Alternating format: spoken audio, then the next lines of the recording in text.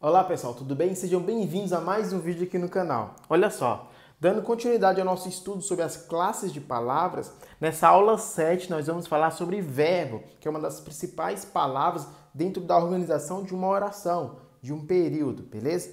Então olha só, eu tentei separar aqui as partes mais importantes para a gente estudar verbo. Por quê? Se eu fosse colocar tudo sobre verbo aqui, a aula fica muito extensiva e por vezes chata, cansativa, né? Principalmente quando a gente estiver estudando os tempos verbais. Mas o que eu coloquei aqui para ficar bem objetivo para vocês?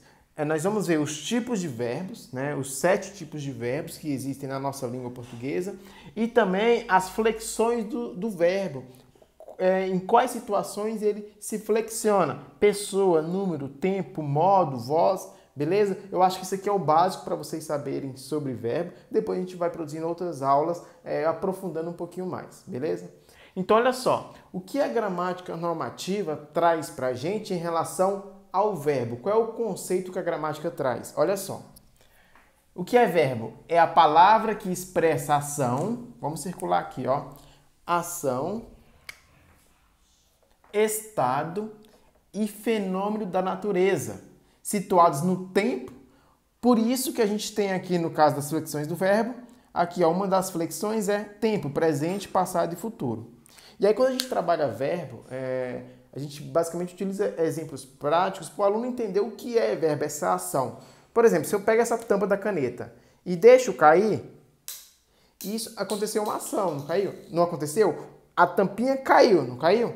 Pois é, isso é um verbo. Por quê? Porque expressa uma ação. Beleza? Então, olha só, vamos ver primeiro quais são os tipos de verbos e depois a gente vai ver as flexões dos verbos, beleza? Tranquilo, né? Então, olha só.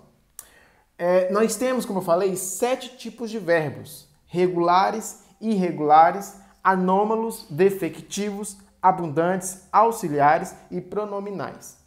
Olha só, o primeiro, regulares, é o mais tranquilo de você identificar. Por quê? Porque quando você estiver conjugando este verbo, né, nos vários modos, olha só, presente, passado, em várias pessoas, você vai perceber que o radical não vai mudar. Verbos regulares, o radical não muda. Olha só, se eu pego a palavrinha cantar, o verbo cantar no infinitivo, se eu conjugar ele de várias formas, vai preservar o radical. Olha só, cante. Canto, cantarei, você canta, ele canta, ou seja, o radical cante vai permanecer sempre. O que é o radical? É a parte mais importante na estrutura de uma palavra. Eu já até fiz um vídeo sobre os elementos mórficos, né? Se você não assistiu, procure no canal que você vai encontrar. Então, o radical é a raiz, é a parte mais importante. Então, os verbos regulares são quando a gente faz a conjugação e o radical não muda. Beleza? E o irregular é o contrário? Basicamente, no irregular, quando a gente faz a conjugação, o radical muda. Por exemplo, eu peguei a palavra sentir. Quando eu conjugo, em determinado tempo, eu posso ter a palavra sinto. Tá vendo? Sentir e sinto. Perceba que eu troquei o ezinho pelo i. Houve troca das vogais. Neste caso, houve o quê? Mudança no radical, porque o radical seria, ó, sente, né? Mas há mudança aqui no radical. Por isso que é um verbo irregular. Ele não é regular, por quê? Porque muda o radical. Beleza? Tranquilo, né? Até aqui? Olha só, o terceiro tipo de verbos que nós vamos ver são os anômalos. Olha só. Neste caso, há uma mudança radical na raiz da palavra, no radical. Se a gente pega o verbo ir, olha só. No presente, eu vou utilizar o verbo, se eu conjugar o verbo ir, eu vou ter a palavrinha vou. Beleza? No presente do indicativo. Mas, olha só, quando eu conjugo o mesmo verbo no pretérito imperfeito, eu vou ter o quê? Ó, ia. Eu ia, por exemplo. Olha só como mudou a estrutura do verbo radicalmente. Há mudança na raiz. Se teve essa mudança drástica na raiz, esses verbos aqui, ó, são chamados de quê? Verbos anômalos, beleza? Quando a gente faz a conjugação, a raiz muda totalmente. Não é igual aos regulares que muda uma letrinha, beleza? Muda totalmente a raiz, o radical. E aí nós temos os verbos anômalos. O quarto tipo de verbos que nós temos são os defectivos. Olha só, etimologicamente defectivos vem de defeito. É como se o verbo tivesse um defeito em algum tempo verbal. Por exemplo, se a gente pegar o verbo reaver, que eu coloquei aqui, ó, reaver, na primeira, segunda e terceira pessoa do presente do indicativo, a gente não tem conjugação. Então, o que são os verbos defectivos? São aqueles que não apresentam conjugação em determinados tempos verbais. São os verbos defectivos, beleza?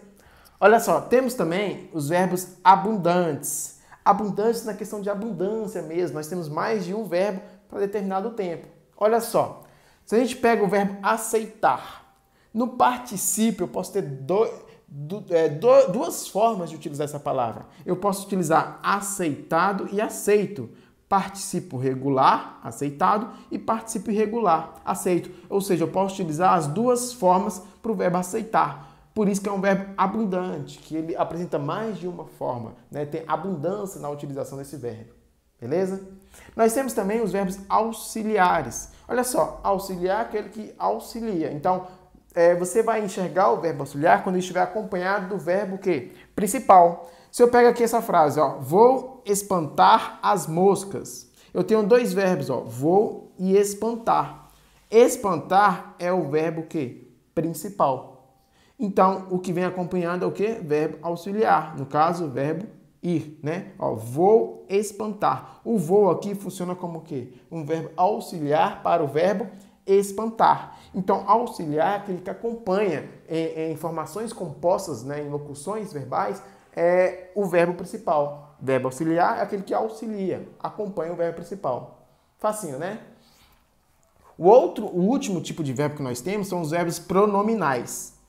O que são verbos pronominais? São aqueles verbos que se conjugam apenas com os pronomes oblíquos átonos. Olha só o exemplo.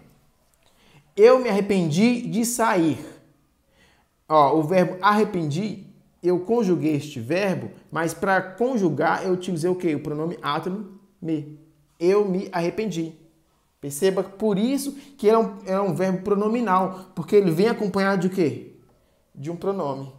Perceba que a língua portuguesa é muita lógica, né? Você acaba identificando esses tipos de verbos a partir de uma análise assim, lógica da palavra. Beleza? Se ficou com dúvida, volta o vídeo e assista novamente os tipos de verbos, beleza? Então vamos lá para o próximo? Vamos falar agora da flexão do verbo, ok? Então a gente já viu os 7 tipos. Outro detalhe também que eu acho importante para a gente falar sobre o verbo é as suas flexões. Olha só.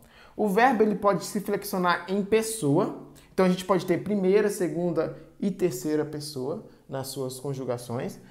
O verbo também pode se flexionar em questão de número, ou seja, ele pode apresentar no singular e no plural, né, concordando de acordo com a estrutura, com o sujeito da oração. O verbo também pode se flexionar em tempo, e aí a gente tem presente, passado e futuro e suas subdivisões, né?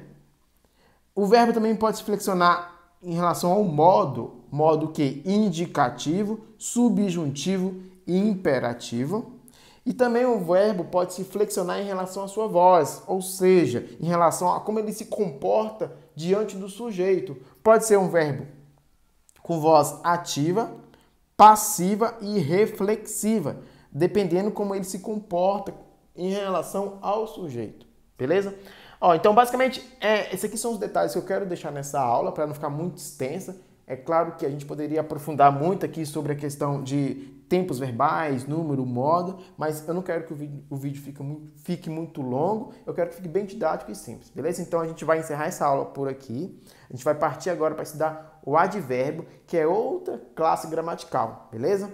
Então, se você ficou com alguma dúvida, volte o vídeo, assista novamente, ok? Se ainda não é inscrito no canal, inscreva-se e acompanhe essas 11 aulas, sequência de aulas sobre morfologia, sobre as 10 classes de palavras.